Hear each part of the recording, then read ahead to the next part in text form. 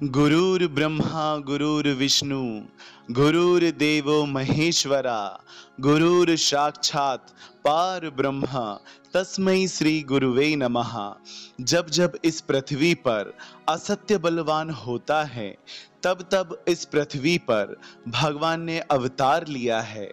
ऋषि मुनियों साधु संतों की इस पावन धरा पर धर्म की स्थापना और लोक कल्याण के लिए किसी न किसी रूप में ईश्वर प्रकट होता ही रहा है और इस पवित्र आत्माओं में ईश्वर का ही साक्षात अंश समाया होता है। आज के युग में भी ब्रह्म स्वरूप संत देवी ज्ञानेश्वरी माता जी अपनी चैतन्य ऊर्जा से संपूर्ण जगत में सत प्रेम की धारा प्रवाहित कर रही हैं। संत ज्ञानेश्वरी माता जी की चैतन्य वाणी से साक्षात ब्रह्म ज्ञान का अवतरण हुआ है, जिससे संपूर्ण मानव समाज का कल्याण हो रहा है।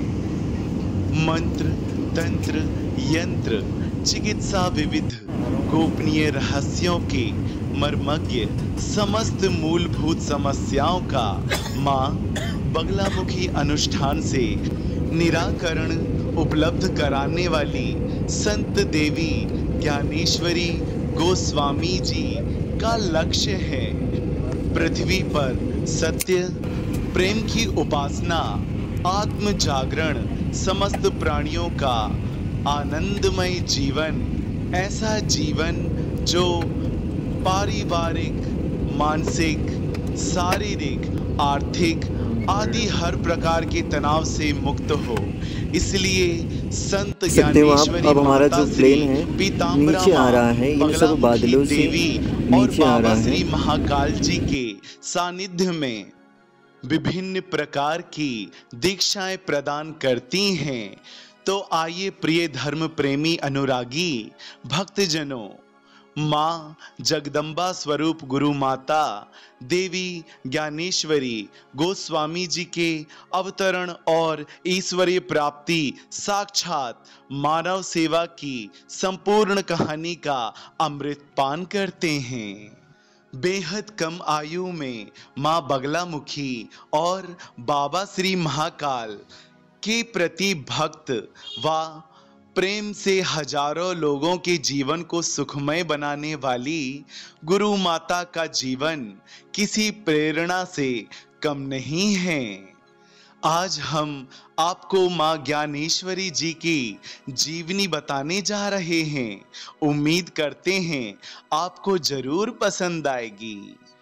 संत ज्ञानेश्वरी देवी जी की माता रुक्मणी देवी और पिता महंत सद्गुरु देव संत श्री डॉक्टर सत्यनारायण गिरी गोस्वामी जी महाराज हैं। माता रुक्मणी देवी बड़ी ही धार्मिक प्रवृत्ति की महिला हैं।